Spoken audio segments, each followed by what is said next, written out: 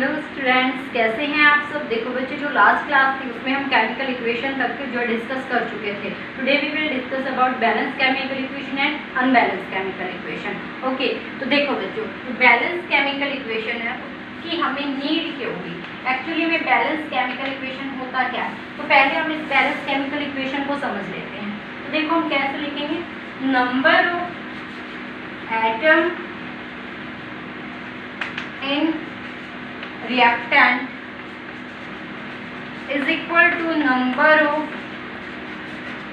atom या फिर आप एलिमेंट लिख लीजिए इसको, नो प्रॉब्लम। एलिमेंट भी हम यहाँ पर लिख सकते हैं, number of element in reactant side and number of element in product side. Element in product side, ये दोनों क्या होने चाहिए बच्चों, इक्वल होने चाहिए। ठीक है, उसको हम क्या बोलेंगे, बैलेंस केमिकल इक्वेशन। क्या किसको बोलेंगे बच्चों, जो आपका रिएक्टेंट में जितने नंबर ऑफ एलिमेंट्स होंगे उतने ही हमारे कहाँ होने चाहिए, प्रोडक्ट में होने चाहिए। अब हमें इसकी नीड क्यों हुई, एक्चुअली में हमें इसकी ज़रूरत क्यों पड़ी। देखो बच्चों, अगर हम कहीं पर भी सर्वाइव करें तो वहाँ पे कुछ एक अपने रूल्स रेगुलेशंस होते हैं। ठीक है, अगर हम केमिस्ट्री को टीच कर रहे हैं तो यहाँ पे भी हमारे क्या रहेंगे, कुछ एक रूल्स रहेंगे जो हमें फॉलो करने होंगे। तो अब जो केमिकल्स के बारे में जो भी आप डिस्कस करते हैं ना बच्चों, तो केमिकल्स के अपने कुछ एक जो रूल्स हैं, केमिकल लॉ जिनको हम बोलते हैं, तो इसकी जो नीड हुई वो आपका लॉ ऑफ कंजर्वेशन ऑफ मास को फुलफिल करने के लिए। एक लॉ आपने 9th क्लास में पढ़ा होगा, law of conservation of mass. Law of conservation of मास की जो भी कंडीशंस थी उनको फुलफिल करने के लिए हमें जो है इक्वेशंस को बैलेंस करना पड़ा। लॉ ऑफ कंजर्वेशन ऑफ मास क्या था बच्चों, बताइए। अगर हम बेसिक वे में देखें तो हम इसको फिजिक्स के अकॉर्डिंग देखें तो एनर्जी नाइदर क्रिएटेड नोर डिस्ट्रॉयड, नाइदर क्रिएटेड नोर डिस्ट्रॉयड। ठीक है, फिजिक्स के वे में हम ये पढ़ते हैं लॉ ऑफ कंजर्वेशन ऑफ मास को।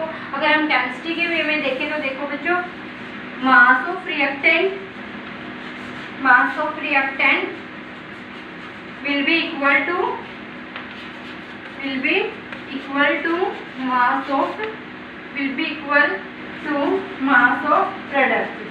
mass of product, ये रहेगा।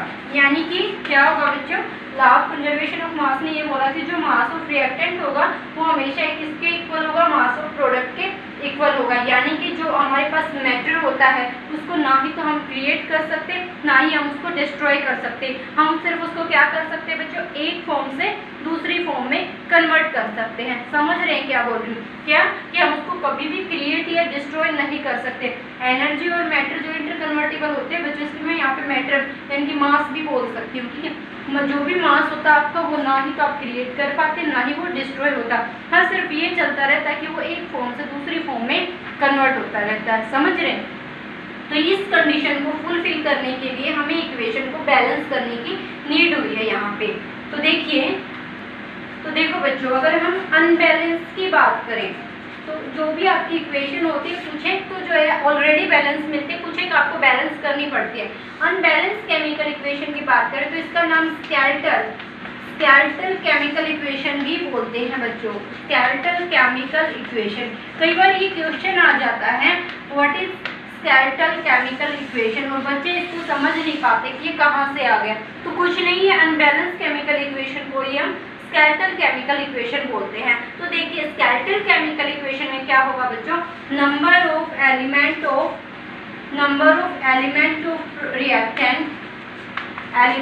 Reactant not equal to number of element of product, ये रहेगा। समझ रहे हैं क्या बोल रही हूँ, यानी कि जो स्केलेटल केमिकल इक्वेशन होगी उसमें आपका जो भी केमिकल रिएक्शन रहेगी उसमें number of element of reactant के number of element of product के इक्वल नहीं होंगे। फॉर एग्जांपल अगर हम देखते हैं बच्चों, देखो फॉर एग्जांपल हम देख लेते हैं, मैं यहाँ पे एक वर्ड इक्वेशन लिख रही हूँ, उसको आपको सिंबॉलिक में कन्वर्ट करना होगा पहले तो मैंने लिखा methane react with oxygen, methane react with oxygen produce carbon dioxide plus water। ये बनेगा यहाँ से। तो देखो हम कैसे लिखेंगे इसको, मीथेन का जो फॉर्मूला होगा बच्चों वो होगा CH4, रिएक्ट विद ऑक्सीजन अकेला वो कभी नहीं लिखा जाएगा, O2 की फॉर्म में लिखेंगे हम। कार्बन डाइऑक्साइड का फॉर्मूला हो जाएगा CO2 और वाटर का फॉर्मूला क्या रहेगा बच्चों, H2O। तो देखो नंबर ऑफ एटम या number of element of reactant देखना हमें, इधर कार्बन 1 है, कार्बन इधर भी 1 है, नो प्रॉब्लम। हाइड्रोजन इधर 4 है, जबकि हाइड्रोजन इधर कितने हैं बच्चों, 2 है। तो ये क्या हुई, अनबैलेंस हुई ना, हमें उधर भी तो 4 की जरूरत है, तभी तो आपकी बैलेंस होगी। और हमें बैलेंस करना जरूरी है। क्यों जरूरी है, because you have to fulfil all conditions of law of conservation of mass. अगर हमने वो फुलफिल नहीं की तो हमारे जो भी एक्सपेरिमेंट होंगे वो एप्लीकेबल नहीं होंगे। ओके, तो देखो ये आपकी क्या रहेगी, अनबैलेंस केमिकल इक्वेशन रहेगी। इसको आपको क्या करना होगा, बैलेंस करना होगा। आगे इसको कंटिन्यू करते हैं, नोट कीजिए। कभी भी जब भी आप ऑक्सीजन लिखते हैं, ठीक है, ऑक्सीजन लिखते हैं तो उसको आप हमेशा ही O2 की फॉर्म में लिखेंगे, कभी भी आप इसको O नहीं लिखेंगे, ये गलत होगा। क्यों होगा, आई थिंक मैंने कुछ जो लास्ट प्रीवियस क्लासेस है उनमें मैंने आपको बताया भी होगा। आपने ऑक्सीजन की इलेक्ट्रॉनिक कॉन्फ़िगरेशन पढ़ी होगी 9th क्लास में। ऑक्सीजन का जो एटॉमिक नंबर होता है बच्चों, वो एक एग्जांपल दे रही हूँ, बाकी सभी का अंडरस्टूड रहेगा फिर, ठीक है। ऑक्सीजन का जो एटॉमिक नंबर रहेगा बच्चों वो 8 होता है, ठीक है। K शेल में आप कितने फिल करते हो, 2, L में कितने करते हो, 6, ठीक है। जबकि L में मैक्सिमम कितने इलेक्ट्रॉन आ सकते हैं, 8। जब ये 8 इलेक्ट्रॉन L में फुलफिल करेगा तब ये जो है नोबल गैस की तरह बिहेव करेगा, स्टेबल हो जाएगी उस टाइम पे। अब अगर ये O1 लिख लिया हम, अगर O2 की हम बात करें बच्चों, यानी कि 2 ऑक्सीजन ले रहे हैं ना हम यहाँ पे, ये क्यों ले रहे हैं उसका रीजन बता रही। O2 की बात, इसको ऐसे लिख लेते हैं, ठीक है। सेकेंड ऑक्सीजन की अगर हम बात करें तो इसका भी एटॉमिक नंबर कितना रहेगा बच्चों, 8 रहेगा।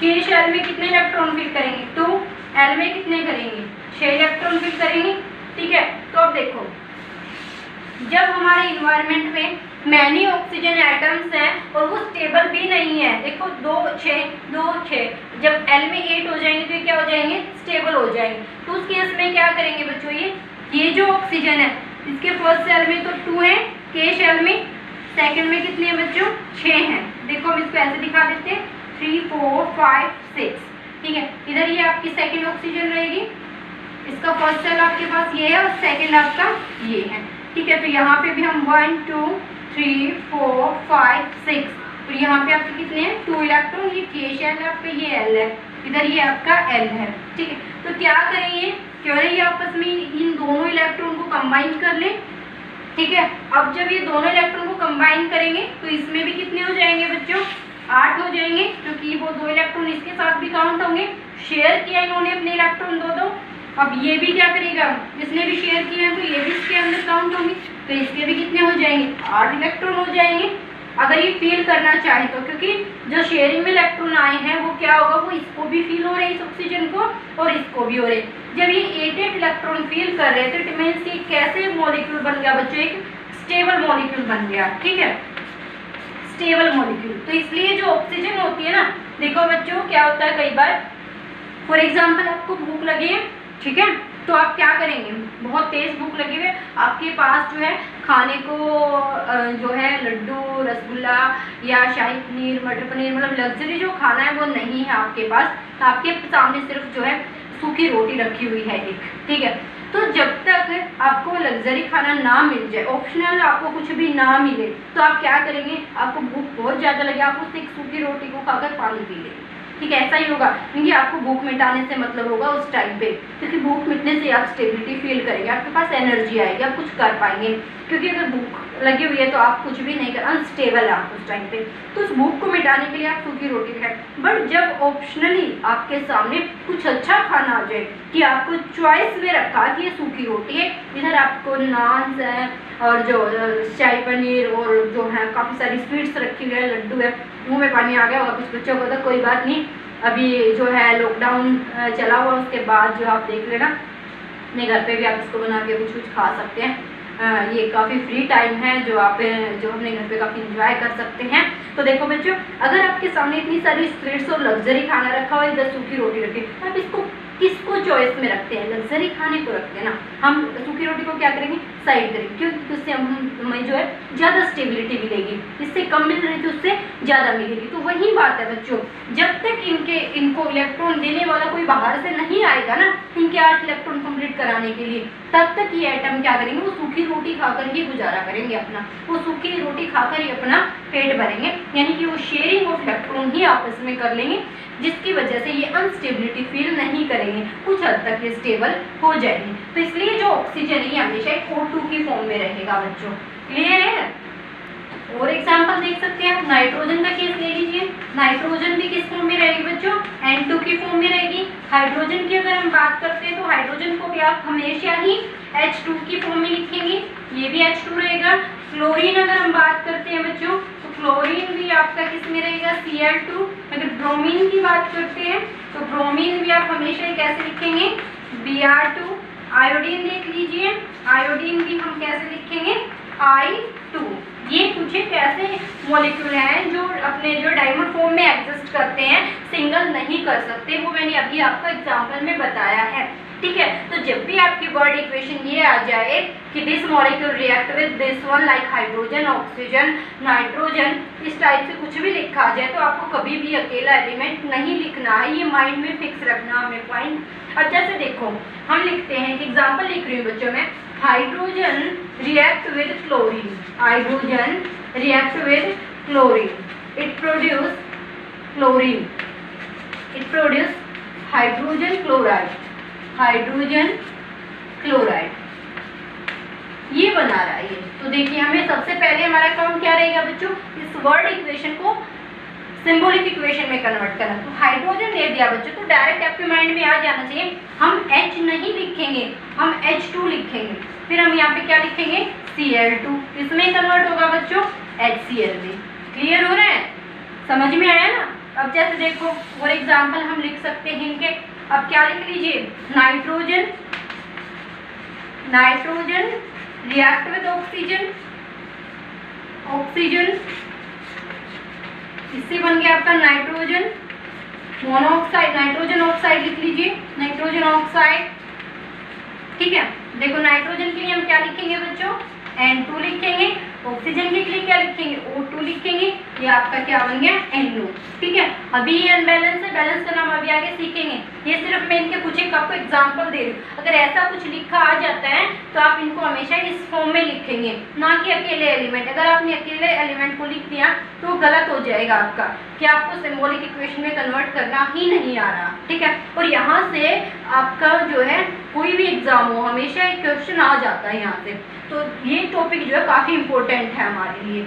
और इस टॉपिक को इम्पोर्टेंट जो है अगर है तो हमारे लिए सीखना काफ़ी इम्पोर्टेंट होगा। तो उसके लिए बच्चों आपको आयोनिक टेबल लर्न करना भी इम्पोर्टेंट होगा। जब तक आप इनको सिंबॉलिक फॉर्म में कन्वर्ट करना नहीं सीखेंगे आप यहाँ से नंबर नहीं ले पाएंगे, 100% आपके नंबर डिटेक्ट होंगे। क्लियर है बच्चों, तो प्रैक्टिस करेंगे आप बहुत सारे केमिकल इक्वेशन की, जिससे आप हैबिचुअल हो जाएंगे इन चीज़ों के, ठीक है। इसको नोट कीजिए, आगे कंटिन्यू करते हैं। Now some important point, some important point for balancing chemical equation, balancing chemical equation। तो देखिए जो मैं यहाँ पे अब जो पॉइंट्स लिख रही हूँ उनको आपको ध्यान में रखना होगा बच्चों। फर्स्ट पॉइंट क्या, write down the word equation. Word equation समझते हैं ना बच्चों, क्योंकि मैंने लास्ट क्लास में बताया था वर्ड इक्वेशन क्या होती है, सिंबॉलिक इक्वेशन क्या होती है। Write down the word equation in which reactant write in left hand side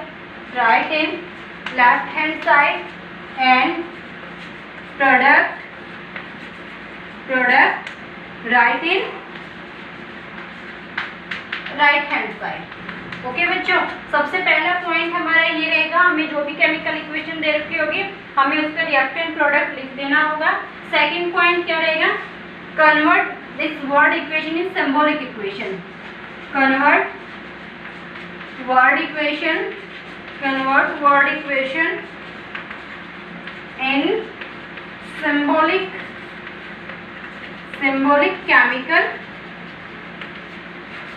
chemical equation. Okay बच्चों, वर्ड से आपको सिंबॉलिक में आना है. देन थर्ड पॉइंट, आपको जो भी कुछ एक जो है ना केमिकल इक्वेशन को और ज़्यादा इंफॉर्मेटिव बनाने के लिए हमें कुछ एक सिंबल्स की ज़रूरत पड़ती है. जैसे देखो, वो मैं आपको नेक्स्ट क्लास में करवाऊंगी अलग से, informative symbols for chemical equation next class रहेगी. तो यहाँ पे ओनली आप इतना ही समझ लीजिए कि note down the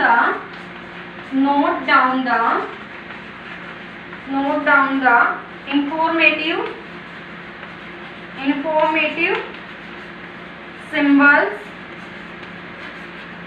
for chemical equation. देखो बच्चों, इंफॉर्मेटिव जो सिंबल्स होंगे वो कुछ नहीं, आपका जो भी कंपाउंड आप या जो भी एलिमेंट आप यूज करें वो सॉलिड स्टेट में, लिक्विड में या गैसियस में, वो जो केमिकल रिएक्शन आप करा रहे हो किस कंडीशंस में हो रही है, यानी कि आप उसको हीट दे रहे हैं, कूलिंग दे रहे हैं, कितना टेम्परेचर दे रहे हैं, कितना प्रेशर दे रहे हैं, कुछ एक कंडीशन होती है. या फिर जब आपकी रिएक्शन प्रोसीड हो रही है उसमें से हीट बाहर निकल रही है या एब्जॉर्ब कर रहा है, तो कुछ एक सिंबल होते हैं जो हमें अगर उस केमिकल इक्वेशन में दिखा दें तो काफ़ी अच्छी हमें और भी जो है इफेक्टिव लगेगी. समझ रहे हैं कि नहीं, कि हमें केमिकल इक्वेशन से उसकी कंप्लीट जो इन्फॉर्मेशन हमें वहाँ से पता लग जाएगी. ओके बच्चों, अब देखो तीनों पॉइंट ये रहेगा, आगे लिखेंगे, इसको नोट कीजिए. Yes, fourth one is write down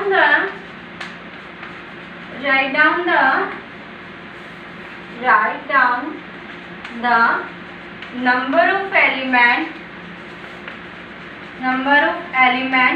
in reactant and in product separately. उसके बाद आप क्या करेंगे, दो कॉलम बना लेंगे, एक साइड आप रिएक्टेंट के एलिमेंट्स लिख लेंगे, एक साइड आप प्रोडक्ट्स के लिख लेंगे. ठीक है. And fifth one will be balance that chemical equation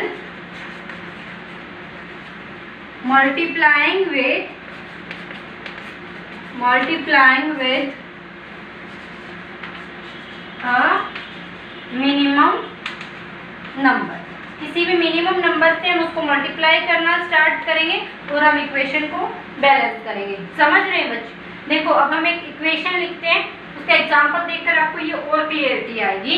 देखिए, सबसे पहले हमने क्या बताया था, वर्ड इक्वेशन लिखेंगे. तो हम क्या लिखेंगे, methane react with oxygen produce carbon dioxide plus water. बहुत इजी एग्जांपल जो है हमने स्टार्टिंग में लिया है. हम इस इक्वेशन को बैलेंस करना सीखेंगे. सेकंड स्टेप अप्लाई करेंगे बच्चों, symbolic equation. CH4 plus O2 it will be converted into CO2 plus H2O. Symbolic equation में कन्वर्ट किया है बच्चों. अभी हमें इसमें इंफॉर्मेटिव स्किल्स में आपको नहीं दिखा रही क्योंकि वो पहले आपको लेक्चर देखना पड़ेगा, उसके बाद हम यहाँ पे नोट करेंगे. तो देखिए बच्चों, अब आप क्या कीजिए, दो कॉलम बना लीजिए. ठीक है. इधर हम क्या लिख लेते हैं, रिएक्टेंट के एलिमेंट लिख लेते हैं, इधर हम प्रोडक्ट के लिख लेते हैं. ओके. अब यहाँ से आप जो है जो एलिमेंट इस कंप्लीट इक्वेशन में है ना, वो हम सभी नोट कर लेते हैं यहाँ पे सीरियल में. नंबर 1 आपका कार्बन प्रेजेंट है ना, देखो कार्बन ये रहा. ठीक है. नंबर 2 आपके पास हाइड्रोजन है, इधर भी है. एक बार ही लिखेंगे बच्चों, आप इधर ही लिख लो, फिर number of element of reactant आप यहाँ पे बिल्कुल चेंज कर सकते हैं. हम यहाँ पे लिख लीजिए number of element in reactant, यहाँ पे number of element in product, ये लिखेंगे हम. ठीक है. अब देखो और क्या रहेगा यहाँ पे, third element is oxygen. Clear बच्चों? तो देखो, अब हमें ये देखना है कि कार्बन जो है वो रिएक्टेंट साइड कितने प्रेजेंट है. देखो बच्चों, एक ही कार्बन है क्योंकि इसके ना तो यहाँ पे कुछ मल्टीप्लाई में, ना ही यहाँ पे कुछ मल्टीप्लाई में, ना तो यहाँ पे कुछ मल्टीप्लाई में, ना ही यहाँ पे कुछ मल्टीप्लाई में. तो इधर कार्बन कितना है बच्चों, 1. इधर भी कार्बन कितना है, 1. ठीक है. इसके बाद हम देखते हैं हाइड्रोजन। इधर कितने हैं बच्चों 4, क्योंकि ये हाइड्रोजन के साथ मल्टीप्लाई है ना कि कार्बन के साथ। हाइड्रोजन अलग एलिमेंट है, कार्बन अलग एलिमेंट है, तो इधर हाइड्रोजन 4 है, जबकि इधर कितने हैं बच्चों 2। तो यहाँ पे हम कितने लिखेंगे 4, इधर कितने लिखेंगे 2।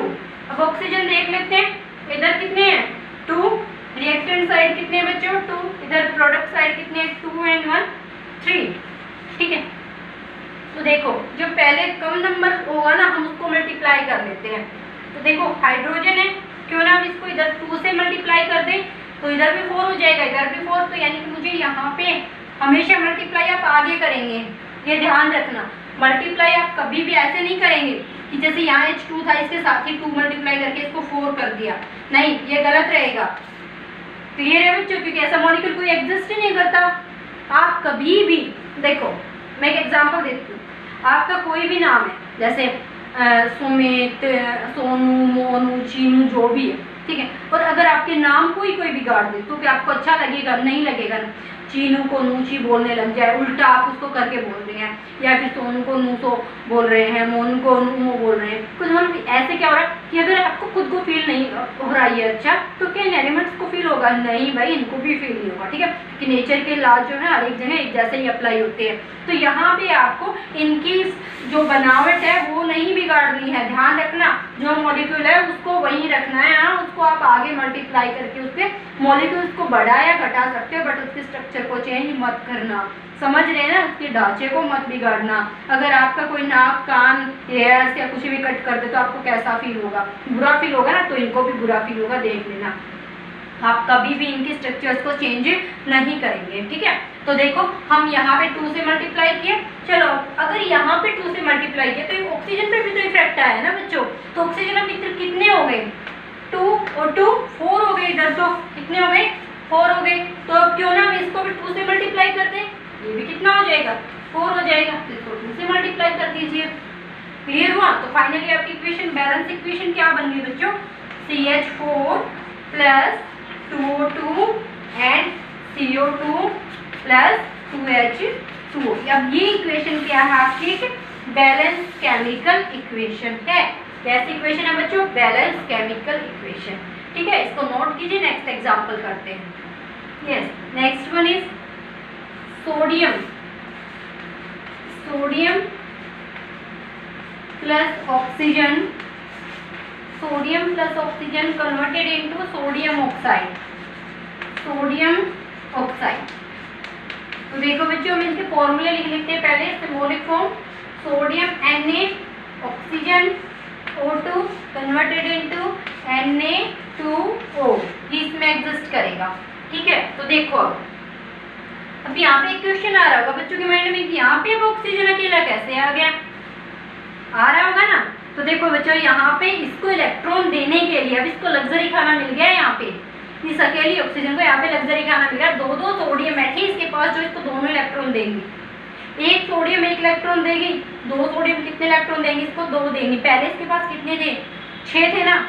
2 देने के बाद इसको 8 मिल गए, ऑक्टेट कंप्लीट हो गया। ये खुश, लग्जरी खाना मिल गया। तो ये स्टेबल कंपाउंड है। ठीक है, सोडियम ऑक्साइड आपका यही सिंबल रहेगा। तो देखो बच्चों, अब हमें इस इक्वेशन को वही बैलेंस करना है आपको। यहाँ पे रिएक्टेंट के लिख लेते हैं नंबर ऑफ एलिमेंट, और यहाँ पे हम किसके लिख लेते हैं? प्रोडक्ट के। यहाँ पे हम बेसिकली जो एलिमेंट्स इसके अंदर प्रेजेंट है वो लिख लेते हैं। तो सोडियम प्रेजेंट है, सेकेंड वन ओनली ऑक्सीजन, यही 2 हैं। रिएक्टेंट में कितना है? 1 है। प्रोडक्ट में कितना है? 2 है।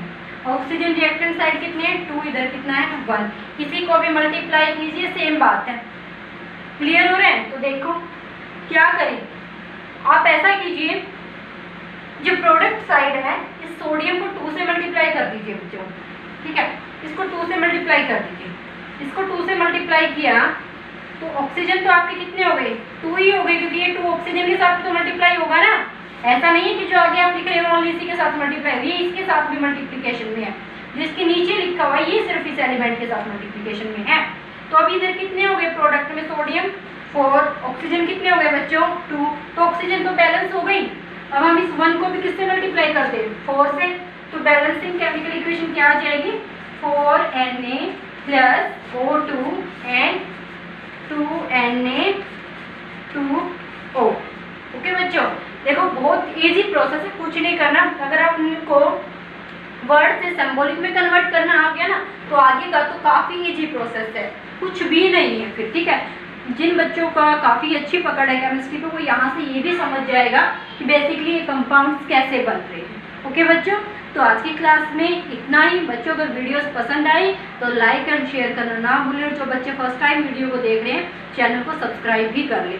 देखो बच्चों, जो बच्चे ये चाह रहे हैं कि हम और भी काफ़ी एग्जाम्पल जो है यहाँ पे स्टडी करें, केमिकल बैलेंस, केमिकल इक्वेशन जिसको समझ ना आई हो वो कमेंट सेक्शन में डालें। और वैसे भी मैं दूंगी एक क्लास और दूंगी आपको, इसमें बहुत सारी केमिकल रिएक्शन हम बैलेंस करेंगे, तो उसके लिए आपको जो है टेंस नहीं होना है। ओके बच्चों, आई होप कि आज का लेक्चर आपको क्लियर हुआ होगा। Thank you so much.